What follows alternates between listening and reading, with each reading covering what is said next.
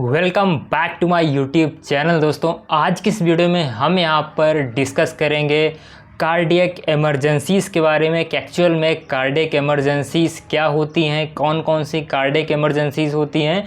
इसके साथ साथ कार्डियक इमरजेंसीज़ में क्या क्या सिम्टम्स देखने को मिलते हैं, क्या क्या कॉजेज़ होते हैं और कार्डियक इमरजेंसीज़ में क्या ट्रीटमेंट, क्या मैनेजमेंट प्रोवाइड किया जाता है। ये सारा कुछ आज की वीडियो में बहुत ही सिंपल लैंग्वेज में डिस्कस करने वाले हैं। सो बने रहिए हमारे साथ इस वीडियो में। वीडियो बहुत ही इम्पॉर्टेंट होने वाली है और कार्डियक इमरजेंसी से रिलेटेड जितने भी कॉन्सेप्ट हैं वो सारे क्लियर होने वाले हैं।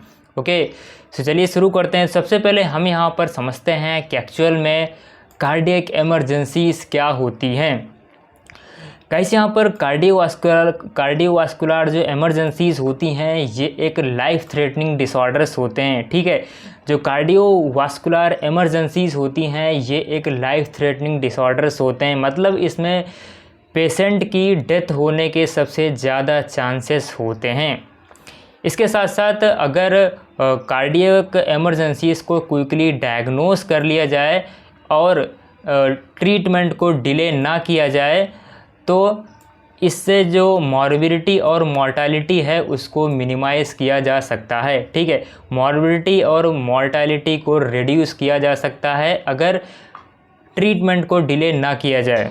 ओके, नेक्स्ट यहाँ पर हम कुछ कॉमन कार्डियक इमरजेंसीज़ को डिस्कस करेंगे। तो यहाँ पर जो फर्स्ट कॉमन कार्डियक इमरजेंसी है वो है एंजाइना पेक्टोरिस। आपने एंजाइना पेक्टोरिस का नाम कई बार सुना होगा।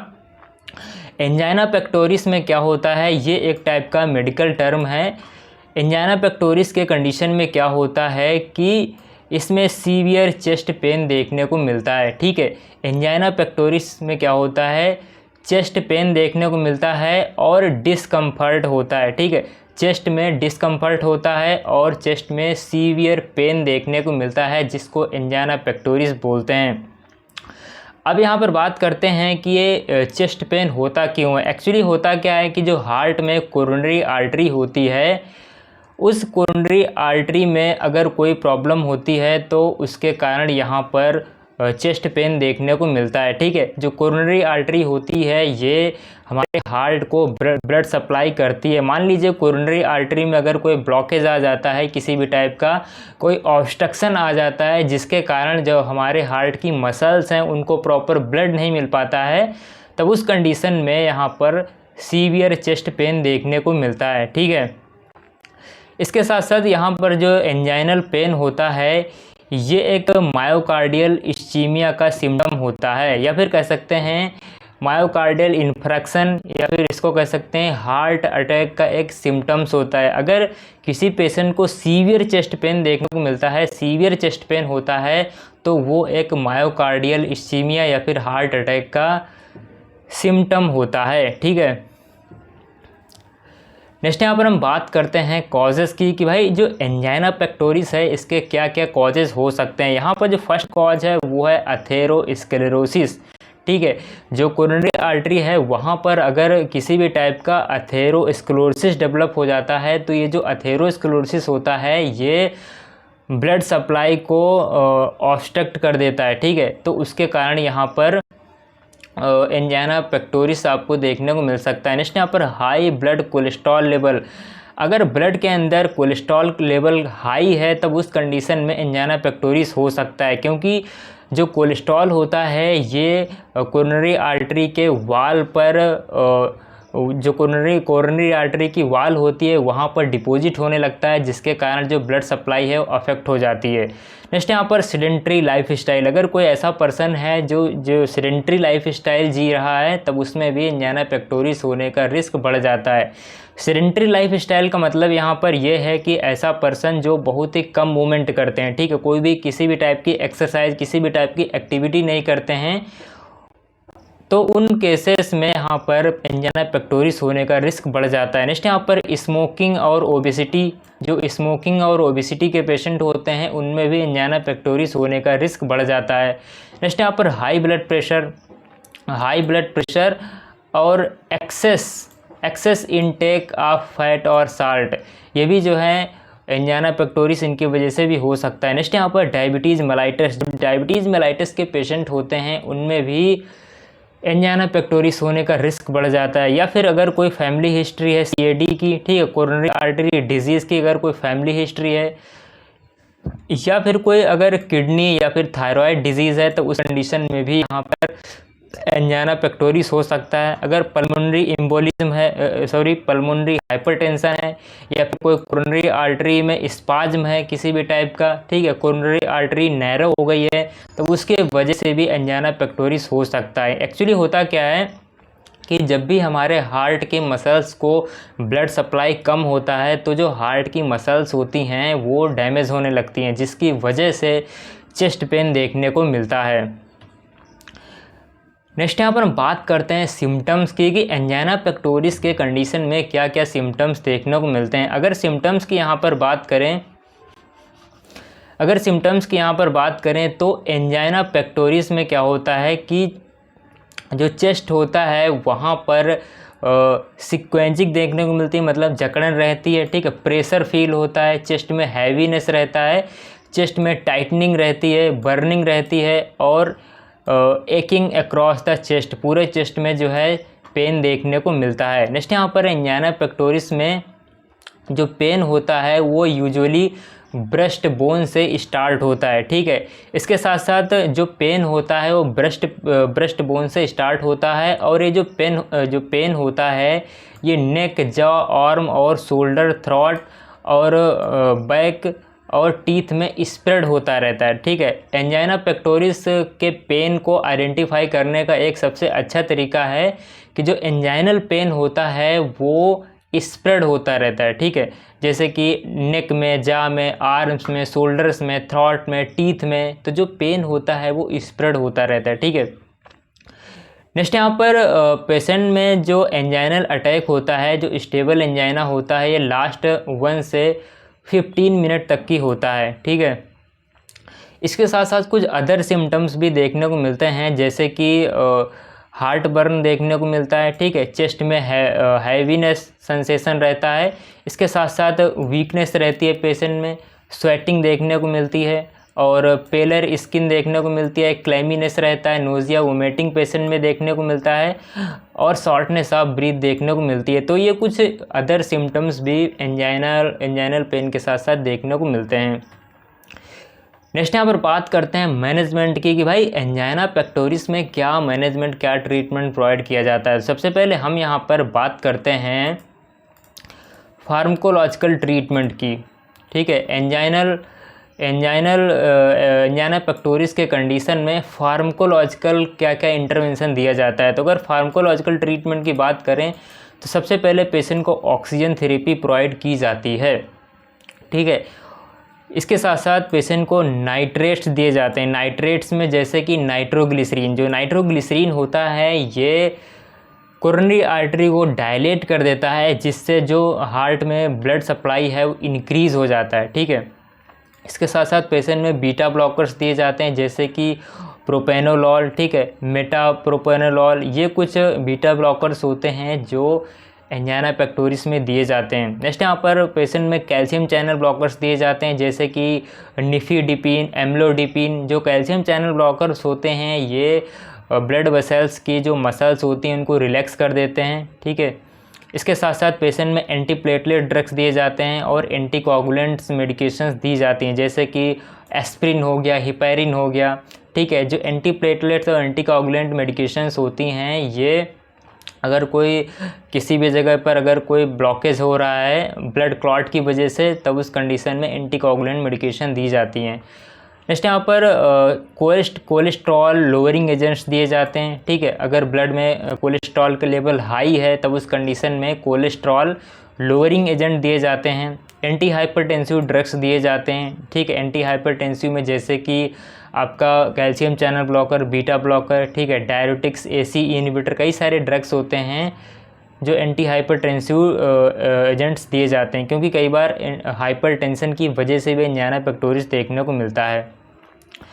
नेक्स्ट यहाँ पर जो मैनेजमेंट है वो है आपका नॉन फार्माकोलॉजिकल इंटरवेंशंस की अगर बात करें यहाँ पर, तो नॉन फार्माकोलॉजिकल इंटरवेंशन में सबसे पहले पेशेंट को बेड रेस्ट और इमोशनल रेस्ट प्रोवाइड करना है, ठीक है।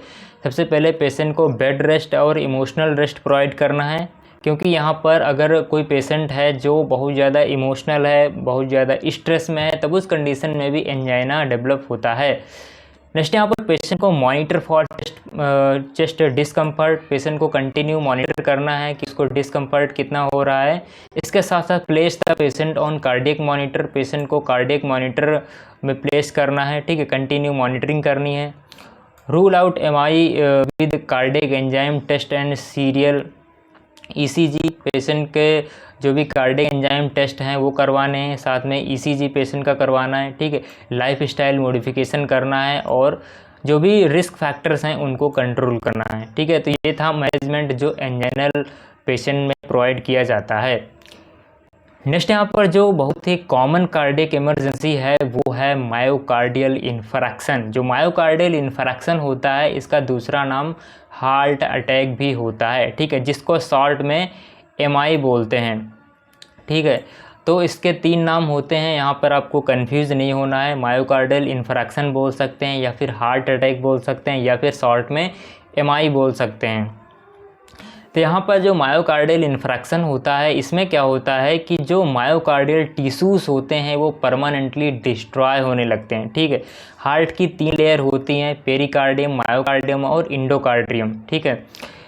तो यहाँ पर मायोकार्डियल इन्फ्रैक्शन में क्या होता है कि जो मायोकार्डियल टिश्यूज़ होते हैं वो परमानेंटली डिस्ट्रॉय होने लगते हैं, डैमेज होने लगते हैं। जो टिश्यूज़ होते हैं उनकी डेथ होने लगती है।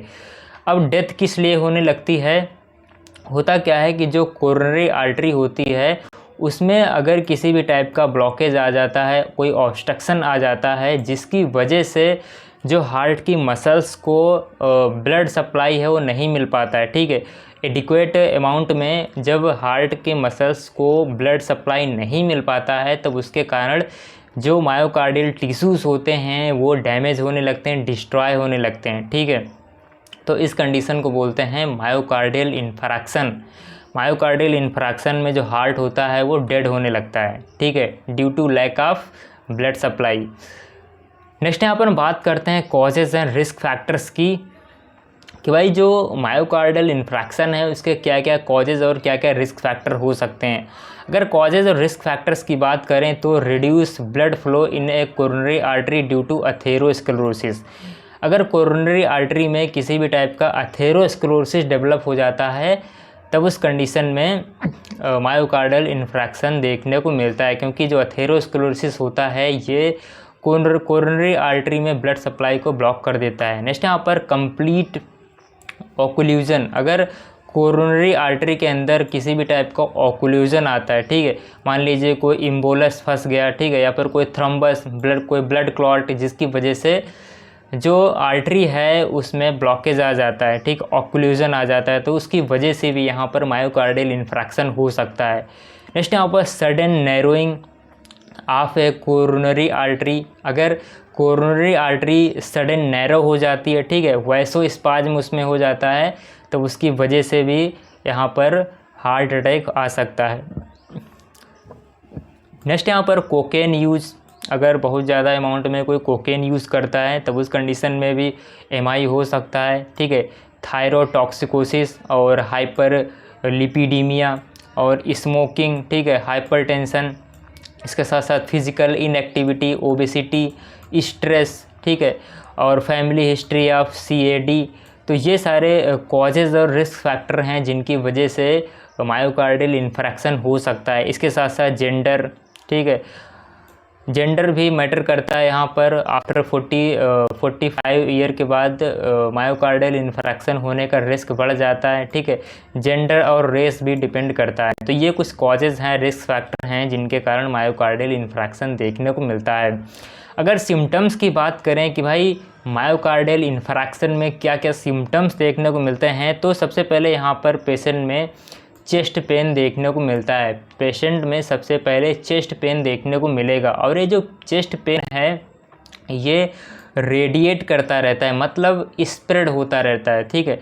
ये जो चेस्ट पेन है ये आर्म से लेकर नेक, शोल्डर, ठीक है, नेक, शोल्डर, बैक और जॉ, ठीक है, ये जो पेन है ये स्प्रेड होता रहता है। इसके साथ साथ अगर इस पेन को रिलीव करना है तो ये नाइट्रोग्लिसरीन प्रोवाइड किया जाता है। लेकिन जो एमआई का पेन होता है, जो मायोकार्डियल इन्फ्रैक्शन का पेन होता है, वो नाइट्रोग्लिसरीन से रिलीव नहीं मिलता है। ठीक है, अगर एंजाइनल पेन होता है तो वो नाइट्रोग्लिसरीन देने से रिलीव मिल जाता है, लेकिन यहाँ पर अगर एमआई का पेन होता है तो वो नाइट्रोग्लिसरीन से रिलीव नहीं मिलता है। ठीक है, इसके साथ साथ लास्ट लॉन्गर देन 30 मिनट्स, और जो एमआई का पेन होता है, जो मायोकार्डियल इन्फ्रैक्शन का पेन होता है, ये लास्ट देन 30 मिनट का होता है। ठीक है, या फिर इससे ज़्यादा का भी हो सकता है। नेक्स्ट यहाँ पर जो सिम्टम है वो है पेशेंट में भी एंग्जियस एंड रेस्टलेस। पेशेंट में बहुत ज़्यादा पेशेंट जो होगा बहुत ज़्यादा एंग्जियस होगा। ठीक है, रेस्टलेस उसमें होगी। पेशेंट में डायफोरेसिस देखने को मिलेगा। डायफोरेसिस का मतलब एक्सेसिव स्वेटिंग पेशेंट में होगी। Cool clammy and moist skin देखने को मिलेगी। फेशियल पेलर देखने को मिलेगा। ठीक है, इसके साथ साथ जो हार्ट रेट और रिस्पिरेटरी रेट है ये फास्टर देखने को मिलेगा। ठीक है, फास्टर देन नॉर्मल रेंज से जो है अधिक देखने को मिलेगा। मतलब हार्ट रेट जब इंक्रीज़ होगा तो उसको क्या बोलेंगे हम लोग। और रिस्पिरेटरी रेट देखने को मिलेगा। ठीक है, रिस्पिरेटरी रेट जो है वो हाई देखने को मिलेगा।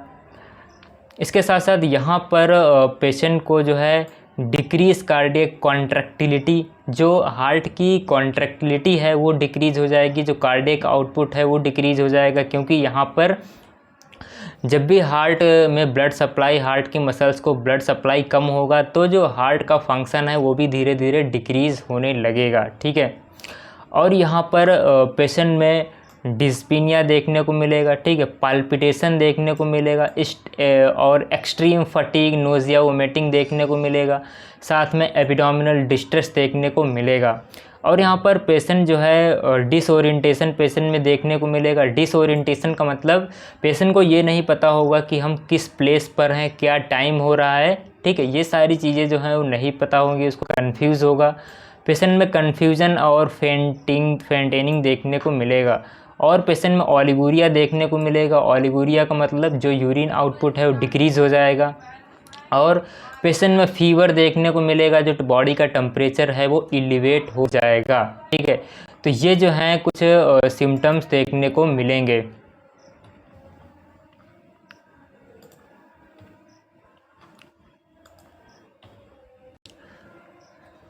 नेक्स्ट यहाँ पर बात करते हैं हम मैनेजमेंट की, कि मायोकार्डियल इन्फ्रैक्शन के कंडीशन में पेशेंट में क्या मैनेजमेंट प्रोवाइड किया जाता है। अगर मैनेजमेंट की यहाँ पर बात करें तो सबसे पहले हम बात करते हैं यहाँ पर मेडिकल मैनेजमेंट की। ठीक है, मायोकार्डियल इन्फ्रैक्शन में सबसे पहले मेडिकल मैनेजमेंट में क्या क्या प्रोवाइड किया जाता है। सबसे पहले यहाँ पर जो पेशेंट होता है उसमें ऑक्सीजन थेरेपी प्रोवाइड करनी है। ठीक है, थ्रम्बोलाइटिक थेरेपी देनी है, जैसे कि यूरोकाइनेज, ठीक है, स्ट्रेप्टोकाइनेज। जो थ्रम्बोलाइटिक एजेंट्स होते हैं ये थ्रोम्बस का ब्रेकडाउन करते हैं। ठीक है, अगर कोरोनरी आर्टरी में किसी भी टाइप का थ्रोम्बस है, उसकी वजह से ब्लॉकेज हो रहा है, तो थ्रोम्बोलाइटिक जो एजेंट होते हैं वो उस थ्रोम्बस को ब्रेकडाउन कर देते हैं। एनाल्जेसिक्स थेरेपी दी जाती है। एनाल्जेसिक्स थेरेपी जो होती है ये पेन को रिड्यूस करती है, जैसे कि मॉर्फिन हो गया। ठीक है, जो मॉर्फिन होता है ये मायोकार्डियल इन्फ्रैक्शन में पेशेंट को एडमिनिस्टर किया जाता है पेन को रिलीव करने के लिए।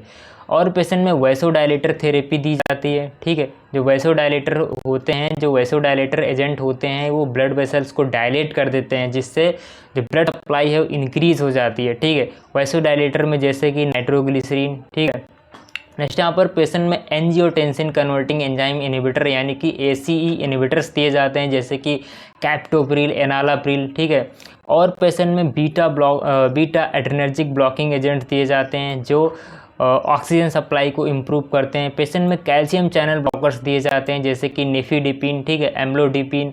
और पेशेंट में एंटीकोगुलेंट थेरेपी दी जाती है। ठीक है, और पेशेंट में थ्रम्बोलाइटिक थेरेपी दी जाती है। तो ये है मेडिकल मैनेजमेंट जो मायोकार्डियल इन्फ्रैक्शन के पेशेंट में पेशेंट को प्रोवाइड किया जाता है।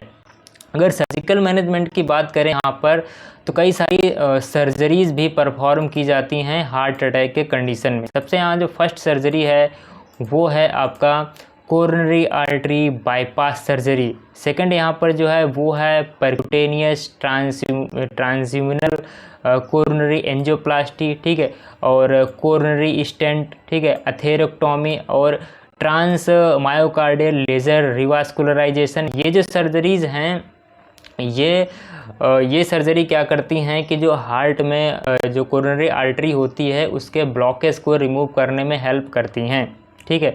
इन सर्जरी के थ्रू हार्ट के कोरोनरी आर्टरी में जो ब्लॉकेज होता है उसको रिमूव किया जाता है। नेक्स्ट यहाँ पर बात करते हैं हम थर्ड कार्डियक इमरजेंसी, जो है कंजेस्टिव हार्ट फेलियर, ठीक है। कंजेस्टिव हार्ट फेलियर जो है ये भी एक बहुत ही कॉमन कार्डियक इमरजेंसी है। कंजेस्टिव हार्ट फेलियर में क्या होता है, जिसको शॉर्ट में CHF भी बोलते हैं। कंजेस्टिव हार्ट फेलियर में क्या होता है कि जो हार्ट होता है वो प्रॉपर फंक्शन नहीं करता है, ठीक है। हार्ट का जो फंक्शन है वो डिसफंक्शन हो जाता है, जिसके कारण इनएडिक्वेट अमाउंट में ऑक्सीजन डिलीवर करता है, ठीक है। मतलब जितना हमारे बॉडी को ब्लड सप्लाई चाहिए उतना हार्ट ब्लड सप्लाई नहीं कर पाता है, ठीक है। जो हार्ट होता है वो उसकी ब्लड सप्लाई कम हो जाती है, जिसको बोलते हैं कंजेस्टिव हार्ट फेलियर, ठीक है। एडिक्वेट अमाउंट में जो ब्लड है वो हमारा हार्ट पंप नहीं कर पाता है, जिसको बोलते हैं कंजेस्टिव हार्ट फेलियर। इसके साथ साथ ये जो कंजेस्टिव हार्ट फेलियर होता है ये एक सीरियस और प्रोग्रेसिव कंडीशन है, ठीक है, और लाइफ थ्रेटनिंग कंडीशन है। नेक्स्ट यहाँ पर क्या है कि जो कंजेस्टिव हार्ट फेलियर होता है ये मोस्ट कॉमनली इसमें दो वर्ड यूज़ किए जाते हैं। एक तो होता है राइट साइड हार्ट फेलियर और दूसरा होता है लेफ़्ट साइडेड हार्ट फेलियर, ठीक है। तो जो कंजेस्टिव हार्ट फेलियर होता है दो टाइप का होता है। अगर इसके कॉजेज़ की बात करें तो कंजेस्टिव हार्ट फेलियर के कई सारे कॉजेज़ होते हैं। जो फर्स्ट है वो है कोरोनरी आर्टरी डिजीज़। अगर कोरोनरी आर्टरी में कोई ब्लॉकेज है, ठीक है, कोई एथेरोस्क्लेरोसिस है, किसी भी टाइप की अगर प्रॉब्लम है तो जो हार्ट की मसल्स को ब्लड सप्लाई है वो कम हो जाता है, जिसके कारण हार्ट का फंक्शन भी डिक्रीज़ हो जाता है। और हाई ब्लड प्रेशर, ठीक है, हार्ट वाल्व डिजीज़ अगर कोई है जिसकी वजह से भी कंजेस्टिव हार्ट फेलियर हो सकता है। अगर कोई कार्डियोमायोपैथी, हार्ट के मसल्स में कोई प्रॉब्लम है, ठीक है, कार्डियोमायोपैथी में क्या होता है कि जो हार्ट की मसल्स होती हैं वो वीक हो जाती हैं।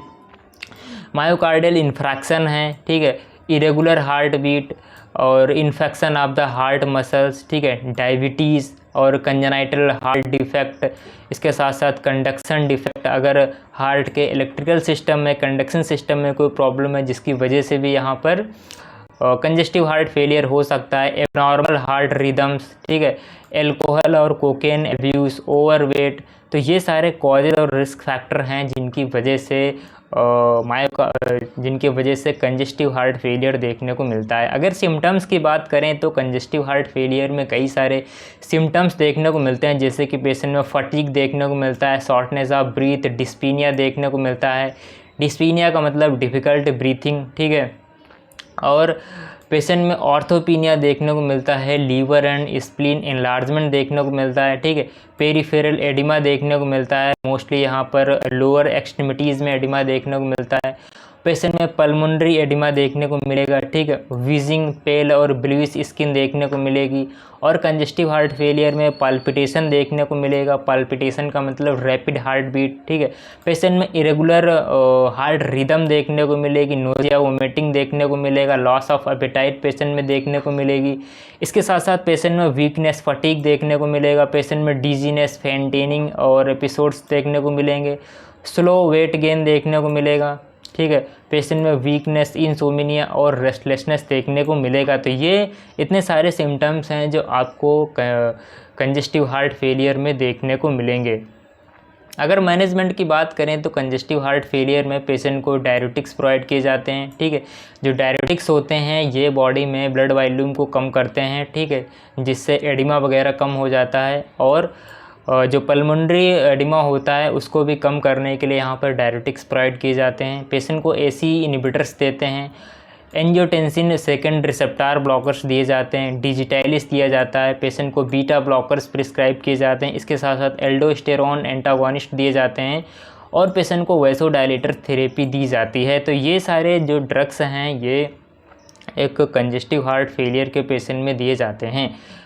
नेक्स्ट यहाँ पर जो कार्डियक इमरजेंसी है वो है कार्डियक अरेस्ट। ठीक है, अब समझते हैं यहाँ पर कि कार्डियक अरेस्ट क्या होता है। ठीक है, कार्डियक अरेस्ट में एक्चुअली क्या होता है कि जो हार्ट होता है वो सडनली, ठीक है, जो हार्ट होता है वो सडनली और अनएक्सपेक्टेडली स्टॉप्स बीटिंग। जो हमारा हार्ट होता है वो सडनली बीट करना स्टॉप कर देता है। सडनली हम कह सकते हैं हिंदी में सडनली धड़कना बंद हो जाता है। ठीक है, हमारे हार्ट की अचानक से धड़कन बंद हो जाती है, जिसको बोलते हैं कार्डियक अरेस्ट। ठीक है, यहाँ पर आपको कार्डियक अरेस्ट और मायोकार्डियल इन्फ्रैक्शन में डिफरेंस समझना होगा। हाँ, मायोकार्डियल इन्फ्रैक्शन में क्या होता है कि कोरोनरी आर्टरी के ब्लॉकेज की वजह से हार्ट के मसल्स को ब्लड सप्लाई नहीं मिल पाता है, जिसके कारण हार्ट की जो मसल्स हैं वो डैमेज होने लगती हैं। लेकिन कार्डियक अरेस्ट में ऐसा नहीं होता है। कार्डियक अरेस्ट में जो हार्ट का इलेक्ट्रिकल सिस्टम है वो बंद हो जाता है, जिसकी वजह से हार्ट के अंदर जो कॉन्ट्रैक्शन रिलैक्सेशन होता है वो बंद हो जाता है। ठीक है, तो यहाँ पर कार्डियक अरेस्ट में जो हार्ट होता है वो सडन बीट करना बंद कर देता है, हार्ट की धड़कन बंद हो जाती है। इसके साथ साथ यहाँ पर blood stops flowing to the brain and other vital organs. ठीक है, जब हार्ट हमारा बीट करना बंद कर देगा, हार्ट जो है, हार्ट में जो धड़कन है, जो कॉन्ट्रैक्शन रिलैक्सेशन हो रहा है वो बंद हो जाएगा, जिसकी वजह से जो हार्ट की ब्लड सप्लाई है वो भी स्टॉप हो जाएगी, जिसकी वजह से ब्रेन में या फिर जो अदर वाइटल ऑर्गन्स हैं जैसे कि लंग्स में, किडनी में, इनमें जो है ब्लड सप्लाई भी बंद हो जाएगा। अगर कॉजेज़ की बात करें कि भाई कार्डियक अरेस्ट में क्या क्या कॉजेज़ हो सकते हैं, तो सबसे पहले कोरोनरी आर्टरी डिजीज़ हो सकता है। ठीक है, कोरोनरी आर्टरी डिजीज़ की वजह से कार्डियक अरेस्ट हो सकता है। एरिथमियाज हो सकता है। ठीक है, abnormal heart rhythm, birth defect of the heart, अगर हार्ट में कोई बर्थ से डिफेक्ट है। ठीक है, मेजर ब्लड लॉस हुआ है उसकी वजह से कार्डियक अरेस्ट हो सकता है। Personal history of cardiac arrest की है उसकी वजह से भी हो सकता है। अगर कोई पल्मोनरी इम्बुलस है, ठीक है, हाई ब्लड कोलेस्ट्रॉल है, फैमिली हिस्ट्री है कार्डियक अरेस्ट की, ओवरवेट है, ठीक है, ओबेसिटी है पेशेंट में, हाई ब्लड प्रेशर है, या फिर अगर कोई ऐसा पर्सन है जो ड्रग अब्यूज़, अल्कोहल अब्यूज़ करता है, तो उसकी वजह से भी कार्डियक अरेस्ट हो सकता है। अगर सिम्टम्स की बात करें कि भाई कार्डियक अरेस्ट में क्या क्या सिम्टम्स देखने को मिलेंगे, तो पेशेंट में सबसे पहले यहाँ पर लॉस ऑफ कॉन्शियसनेस देखने को मिलेगा। जो पेशेंट होगा वो बेहोश हो जाएगा, अनकॉन्शियस हो जाएगा। ठीक है, नो हार्ट बीट, पेशेंट की जो हार्ट बीट है वो बंद हो जाएगी। जब भी आप हार्ट बीट को फील करोगे तो उसमें कोई भी हार्ट बीट आपको देखने को नहीं मिलेगी। Eyes begin dilating within 45 second, जो आई होती हैं वो डायलेट कर जाएंगी। ठीक है, सीजर्स में और नॉट भी अकर, जो सीजर्स हैं वो आ भी सकते हैं, नहीं भी आ सकते हैं। इसके साथ साथ there will be no sign of breathing, patient में कोई भी ब्रीथिंग साइन देखने को नहीं मिलेगा। फील डिजी और लाइट हेडेड, ठीक है, और पेशेंट में चेस्ट पेन देखने को मिलेगा, शॉर्टनेस ऑफ ब्रीथ देखने को मिलेगी। इसके साथ साथ पेशेंट में नोजिया, वोमिटिंग देखने को मिलेगा। तो ये सिम्टम्स हैं जो आपको कार्डियक अरेस्ट के पेशेंट में देखने को मिलेंगे। अगर मैनेजमेंट की यहाँ पर बात करें तो कार्डियक अरेस्ट में कई सारी मेडिकेशंस प्रोवाइड की जाती हैं। मेडिकेशन की बात करें तो जैसे कि यहाँ पर पेशेंट को ACE इनिबिटर्स दिए जाते हैं, पेशेंट को बीटा ब्लॉकर्स दिए जाते हैं। ठीक है, पेशेंट को कैल्शियम चैनल ब्लॉकर्स प्रोवाइड किए जाते हैं, और कुछ एंटी एरिथमेटिक ड्रग्स दिए जाते हैं जो हार्ट के रिदम को करेक्ट करते हैं। नेक्स्ट यहाँ पर अगर ट्रीटमेंट की बात करें तो कार्डियोपल्मोनरी रिससिटेशन यानी पेशेंट को CPR प्रोवाइड किया जाता है। जो CPR होता है ये एक लाइफ सेविंग प्रोसीजर होता है। इसमें क्या होता है, जो पेशेंट होता है उसके एयरवे, ब्रीथिंग और सर्कुलेशन को मेंटेन करते हैं। इसके साथ साथ इसमें पेशेंट को आर्टिफिशियल डिफाइब्रिलेशन का भी यूज़ किया जाता है।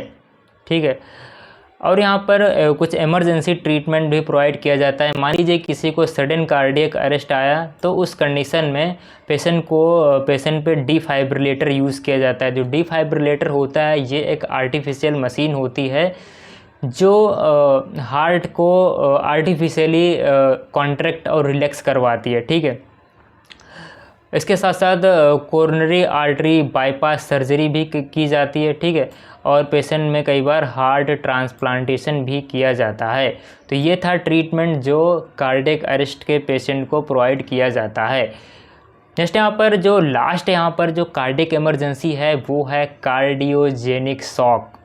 जो कार्डियोजेनिक शॉक है ये भी एक बहुत ही मोस्ट कॉमन कार्डियक इमरजेंसी है। इसमें क्या होता है कि इनएडिक्वेट pumping action of the heart, ठीक है, इसमें जो हार्ट होता है वो एडिक्वेट अमाउंट में ब्लड को पंप नहीं कर पाता है। जो हार्ट की मसल्स होती हैं वो डिसफंक्शन हो जाती हैं, ठीक है। Mechanical obstruction of blood flow, इसमें किसी भी कारणवश अगर मैकेनिकल ऑब्स्ट्रक्शन आ जाता है जिसकी वजह से जो कार्डियक मसल्स हैं वो डिसफंक्शन हो जाती है। मान लीजिए हार्ट में ब्लड सप्लाई कम हो गया जिसकी वजह से हार्ट की जो मसल्स हैं वो डिसफंक्शन हो जाएंगी, उसकी वजह से जो हार्ट है वो एडिक्वेट अमाउंट में ब्लड को पंप नहीं कर पाएगा, ठीक है। तो इस कंडीशन को बोलते हैं कार्डियोजेनिक शॉक, ठीक है। ऐसा शॉक जो हार्ट के वजह से आ रहा है, हार्ट में कोई प्रॉब्लम की वजह से आ रहा है, जिसको बोलते हैं कार्डियोजेनिक शॉक। अगर सिम्टम्स की बात करें तो कार्डियोजेनिक शॉक में कई सारे साइन और सिम्टम्स देखने को मिलते हैं, जैसे कि डिक्रीज कार्डियक आउटपुट, ठीक है, पेशेंट में जो कार्डियक आउटपुट है वो डिक्रीज़ हो जाएगा। पल्मोनरी एडिमा देखने को मिलेगा। इसके साथ साथ इंक्रीज सेंट्रल वेनस प्रेशर देखने को मिलेगा। जो जुगुलर वेन है वो डिस्टेंडेड हो जाएगी और पेशेंट में चेस्ट पेन और प्रेशर फील होगा, ठीक है। प्रोफ्यूज स्वेटिंग और स्किन जो है मॉइस्ट देखने को मिलेगी। वीक और एब्सेंट पल्स देखने को मिलेगी। पेशेंट में शॉर्टनेस ऑफ ब्रीथ देखने को मिलेगी, ठीक है। एरिथमिया देखने को मिलेगा। पेशेंट में टैकीकार्डिया देखने को मिलेगा और पेल स्किन कलर, ठीक है, या फिर कूल टू टच देखने को मिलेगा। डिक्रीज मेंटल स्टेटस, जो पेशेंट का मेंटल स्टेटस है वो डिक्रीज़ हो जाएगा, क्योंकि जब भी हमारे ब्रेन में ब्लड सप्लाई कम होगा जिसकी वजह से जो मेंटल स्टेटस है वो गड़बड़ हो जाएगा, ठीक है। Loss of ability to concentrate, patient जो है वो किसी भी चीज़ में कंसंट्रेट नहीं कर पाएगा। तो ये सिम्टम्स हैं। नेक्स्ट यहाँ पर लास्ट में बात करते हैं मैनेजमेंट की, कि भाई कार्डियोजेनिक शॉक में क्या मैनेजमेंट पेशेंट को प्रोवाइड किया जाता है। अगर मैनेजमेंट की बात करें तो इसमें कई सारी मेडिकेशंस पेशेंट को प्रोवाइड की जाती हैं। कई सारी मेडिकेशंस पेशेंट को प्रोवाइड की जाती हैं जो हार्ट के फंक्शन को और हार्ट में ब्लड सप्लाई को इंक्रीज़ करती हैं, ठीक है।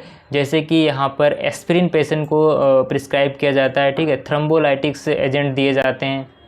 हेपेरिन दिया जाता है पेशेंट को। डिगॉक्सिन दिया जाता है। वैसोडायलेटर्स दिए जाते हैं। डायरेटिक्स दिए जाते हैं पेशेंट को। डोपामाइन, ठीक है, डोब्यूटामाइन, एपिनेफ्रिन और नॉरएपिनेफ्रिन जैसे मेडिकेशन दी जाती हैं। ये जो मेडिकेशन होती हैं ये हार्ट के फंक्शन को इम्प्रूव करती हैं, जिससे हार्ट की जो ब्लड सप्लाई है वो भी इम्प्रूव होती है।